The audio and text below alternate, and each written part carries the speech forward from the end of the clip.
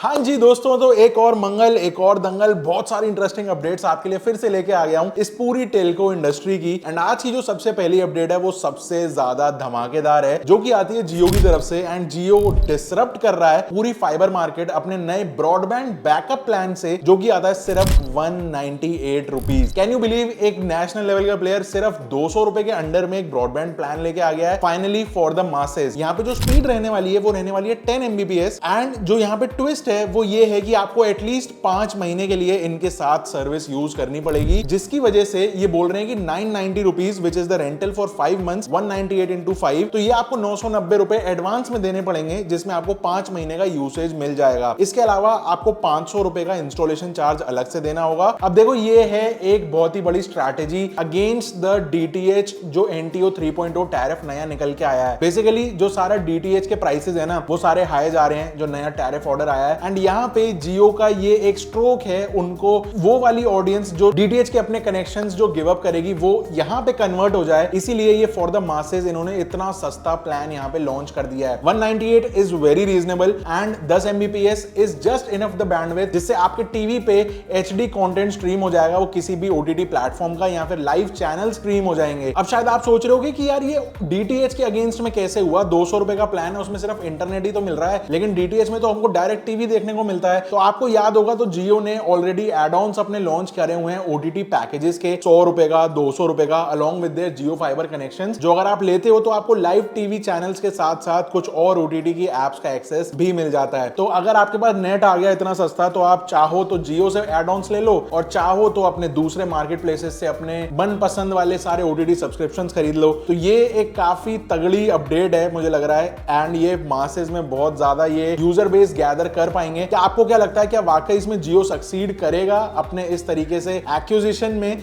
या फिर नहीं, जिनको टीवी देखना है उनको टीवी देखना है, IPTV में मजा नहीं आता? जो भी आपका ओपिनियन हो नीचे कमेंट करके जरूर बताना। अगली अपडेट जो आती है वो आती है अगेन OTT वर्सेस टेलकोस को लेके। एंड सीन ऐसा है कि आपने अगर पहले के कुछ एपिसोड्स हमारे फॉलो करे हो तो आपको पता होगा कि OTT एंड टेलकोस जो हैं वो लड़ाई लड़ रहे हैं एक तरह की, कि टेलकोस बोल रहे हैं कि हमने इतना खर्चा करा, इतना इंफ्रास्ट्रक्चर लगाया, 4G 5G सब जगह पहुंचा रहे हैं, तो ऐसे में ये जो OTT प्लेयर्स हैं ये सारा बेनिफिट क्यों उठाएं, ये हमारे ही बने हुए इंफ्रास्ट्रक्चर के ऊपर पैसा कमा रहे हैं अपनी सर्विसेज देके। तो ऐसे में टेलकोस चाह रहे हैं कि इनकी जो रेवेन्यू शेयरिंग है OTT प्लेटफॉर्म्स की, like Netflix, Amazon prime, Hotstar, इनका जितना रेवेन्यू बनता है उसमें से कुछ परसेंटेज हिस्सा इनको चाहिए टेलकोस को। And on the other hand OTT वाले बोल रहे हैं कि भैया डेटा आप बेच रहे हो, लेकिन वो बिक इसीलिए रहा है क्योंकि हम अपना कंटेंट स्ट्रीम करवा रहे हैं उसके ऊपर, तो इसीलिए कोई यहाँ पे रेवेन्यू शेयरिंग नहीं चाहते OTT वाले। तो लड़ाई दोनों तरफ लड़ी हुई है। एक बार फिर से टेलकोस ने एक दोबारा से अर्ज दिखाई है कि भैया हमको रेवेन्यू शेयरिंग पे लाओ। तो अब मुझे लगता है गवर्नमेंट यहाँ पे स्टेप इन करेगी एंड फाइनली इसका एक डिस्क्लोजर आ सकता है अगले 1-2 महीने के अंदर।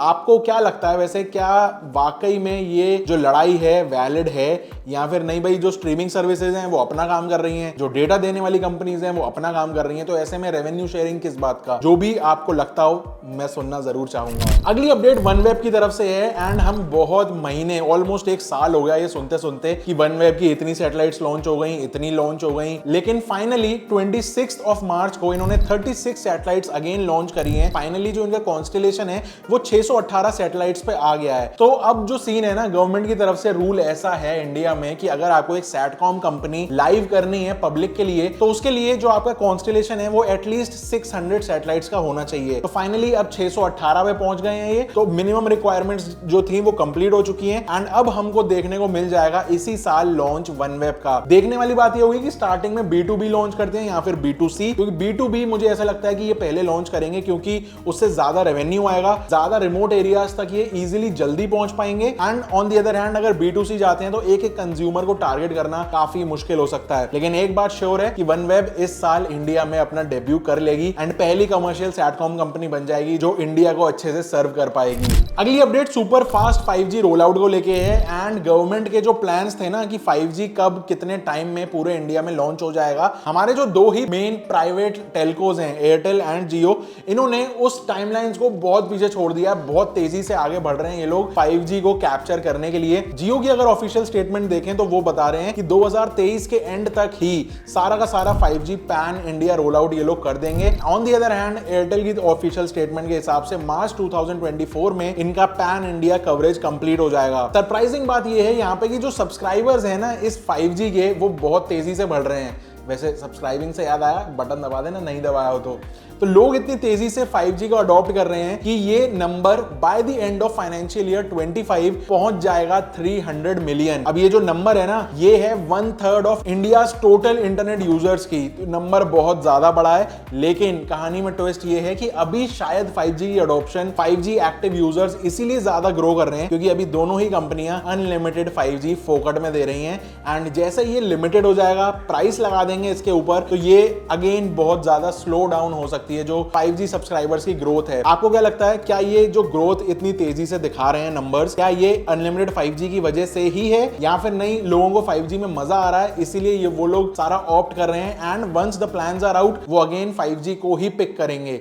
आपका ओपिनियन बहुत मैटर करता है। अगली अपडेट यहाँ पे चोरी के फोनों को लेके है एंड जो हमारी DOT है ना, उन्होंने central equipment identity registrar launch किया था, जिसमें बेसिकली कोई भी फोन्स का अगर डेटा हम डालते हैं, IMEI number and related device info अगर उसमें जाती है तो एक काइंड ऑफ एक रजिस्टर बन जाता है। अगर वो फोन चोरी का है तो इस वाले सिस्टम के अंदर उसको डाला जाता है एंड देन कोई भी नेटवर्क प्रोवाइडर की सिम उसके बाद उस पर्टिकुलर डिवाइस के ऊपर नहीं चलेगी। इससे क्या होगा कि अगर कोई फोन चोरी हुआ है तो ऐसे में कोई भी आगे सिम उसके ऊपर काम ही नहीं करेगी, किसी भी कंपनी की हो। फिर वो डिवाइस सिर्फ म्यूजिक प्लेयर या फिर कैमरा बन के रह जाएगा, कोई भी उसके ऊपर आप नेटवर्क रिलेटेड काम नहीं कर पाओगे। तो पहले क्या था, ये गवर्नमेंट्स के थ्रू सिर्फ कुछ ही सिलेक्टेड सिटीज के अंदर ऑपरेट हो रहा था, पायलट फेज में था, टेस्टिंग फेजेस में था, लेकिन अब ये पैन इंडिया लाइव हो चुका है एंड इससे काफी ज्यादा फायदा होने वाला है लोगों को कि भाई ये तो पता नहीं है कि फोन वापस मिलेगा नहीं मिलेगा चोरी होने के बाद। एक बात श्योर है कि वो किसी दूसरी सिम को यूज तो नहीं कर पाएगा। गवर्नमेंट ने ये बेसिकली इसलिए करा है जिससे ज्यादा से ज्यादा जो फोन चोरी वाला मार्केट है वो थोड़ा सा शांत बैठे, कम हो एंड ये सब चीजें टैकल हो पाए अच्छे से। बाकी आपके क्या पॉइंट ऑफ व्यूज हैं? क्या इससे लोग किसी दूसरे का नुकसान पहुंचाना चाह सकते हैं कि मैं अगर चाहूं किसी और का फोन बंद करा दूं, तो क्या ऐसा हो सकता है? मैंने इसके ऊपर और डिगिंग करके देखी थी, जब ये मुझे एक कंडीशन समझ में आई क्या ऐसा हो सकता है, तो मुझे पता चला कि नहीं, ऐसा भी नहीं हो सकता क्योंकि गवर्नमेंट ने यहाँ पे सेट ऑफ प्रोसीजर्स यहाँ पे रखे हैं स्टार्टिंग में। लाइक आपको डिवाइस इन्फो, आपका मोबाइल का बिल, आपका पुलिस कंप्लेंट की कॉपी एंड आपके आधार कार्ड की कॉपी वगैरह ये सब डिटेल्स लगेंगी। तब आपके चोरी हुए वाले फोन की जो IMEI डिटेल्स हैं वो इस सिस्टम के अंदर जाएंगी। काफी अच्छा इनिशिएटिव लगा एंड ये जल्दी से जल्दी लोग इसको अडॉप्ट करें, ज्यादा से ज्यादा मासेस इसको यूज करें। अगर उनका फोन चोरी हो रहा है तो तब पता चलेगा कि इसका एक्चुअल रिजल्ट निकल के आ रहा है, क्या ब्लैक मार्केट में चोरी वाले फोन्स कम हो रहे हैं या फिर नहीं। अगली अपडेट वी की तरफ से है एंड यहाँ पे वी पहली कंपनी बन गई है जिन्होंने सेल्फ KYC पोर्टल लॉन्च कर दिया है। लेट्स से कि अभी तक हम कैसे कोई सिम ऑर्डर करते थे ऑनलाइन, अगर हम सिम कोई ऑर्डर कर रहे हैं तो यहाँ पे पैकेज को सिलेक्ट करके, लाइक जियो, एयरटेल या वी किसी से भी अगर हम सिम ऑर्डर करते हैं तो पैकेज सिलेक्ट करके देन हमको नियरेस्ट स्टोर विजिट करना होता है, वहां पे KYC अपनी अप्रूव करनी होती है एंड देन हमको सिम बाय हैंड मिल जाती है इन केस ऑफ प्रीपेड। लेकिन अब वी ने क्या कर लिया है, पूरा ऑनलाइन पोर्टल कर लिया है, इसको पूरा टेक्नोलॉजी से कनेक्ट कर दिया है। इससे क्या होगा, हम इनकी वेबसाइट पे जाएंगे, अपना पैकेज सिलेक्ट करेंगे, कौन सा प्लान चाहिए, इसके बाद इनके अवेलेबल लिस्ट ऑफ नंबर्स में से अपना प्रेफर्ड नंबर सिलेक्ट करेंगे एंड फाइनली एक पोर्टल खुल के आ जाएगा जिसके अंदर हमको सेल्फ KYC वीडियो अपलोड करना होगा एंड अपनी डॉक्यूमेंट्स अपलोड करने होंगे एंड उसके बाद डायरेक्टली आपके घर पे सिम डिलीवर हो जाएगा। ये काफी अच्छी चीज लगी कि भाई एक चक्कर और बच गया स्टोर विजिट्स के। अगर हमको कोई काम पड़ता है इस तरीके का तो स्टोर विजिट नहीं जाना पड़ेगा, घर बैठे बैठे आ जाएगी सिम एंड होपफुली बाकी के ऑपरेटर्स भी इसको जल्दी कोप अप कर लें तो सबका फायदा हो।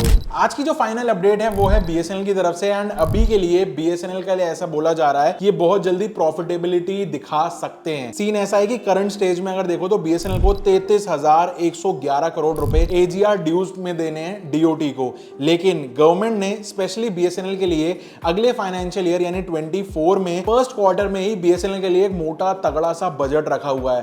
तो अब BSNL क्या करेगी, उस बजट से पैसा लेगी, AGR ड्यूज को क्लियर कर देगी। इट्स लाइक गवर्नमेंट के एक जेब से पैसा निकल के दूसरी जेब में जा रहा है एंड BSNL वहीं का वहीं न्यूट्रलाइज हो जा रहा है। लेकिन एक्साइटिंग बात यह है कि एक्सपेक्ट किया जा रहा है कि BSNL फाइनली प्रॉफिटेबल हो जाएगी फाइनेंशियल ईयर 27 तक, अगले मतलब 3 से 4 सालों में, क्योंकि गवर्नमेंट की ऐसी उम्मीद है कि BSNL जब फुल फ्लेजेड 4G जब तक आएगा तब तक प्राइवेट टेलकोस के जो 4G के प्लान्स हैं वो काफी ज्यादा हाइक हो चुके होंगे एंड ऐसे टाइम पे जब BSNL की बहुत अच्छी 4G सर्विसेज होंगी, प्राइसेस कम होंगे, तो लोग प्राइवेट प्लेयर्स को ना चूज करके BSNL पे आएंगे एंड इवेंचुअली BSNL की प्रॉफिटेबिलिटी हमको देखने को मिल जाएगी। ऑल्सो 5G का भी चक्कर नहीं, क्योंकि BSNL जितना भी इंफ्रास्ट्रक्चर यहाँ पे यूज कर रहा है वो कोर उसका 5G अपग्रेडेबल है, विच मींस अगर कोई 4G ऑलरेडी यूज कर रहा है BSNL का, तो वो उसको 5G पे अपग्रेड करने में भी टाइम नहीं लगेगा, दूसरी कंपनी ढूंढनी नहीं पड़ेगी, वो उसी के अंदर 5G बहुत जल्दी इंप्लीमेंट कर देंगे। ऑल्सो एक छोटी सी अपडेट ये भी थी कि अगले 3 से 4 महीनों में BSNL full फ्लेजेडली 4G roll out करने वाला है। पर डे के हिसाब से 300 टॉवर्स ये लोग इंस्टॉल करेंगे पैन इंडिया, सो उस हिसाब से स्पीड बहुत ही ज्यादा तेज होने वाली है। And let's see how things work out for BSNL। जल्दी अपने पैरों पे खड़ी हो तो जरा थोड़ा कंपटीशन बने एंड इवेंचुअली कंज्यूमर्स का फायदा हो। फिलहाल यही कुछ था आज के इस पूरे एपिसोड में। पसंद आई हो वीडियो तो लाइक कर देना, सब्सक्राइब कर देना चैनल को, and I will see you in the next one. Till then stay safe, stay sarcastic, see ya and goodbye।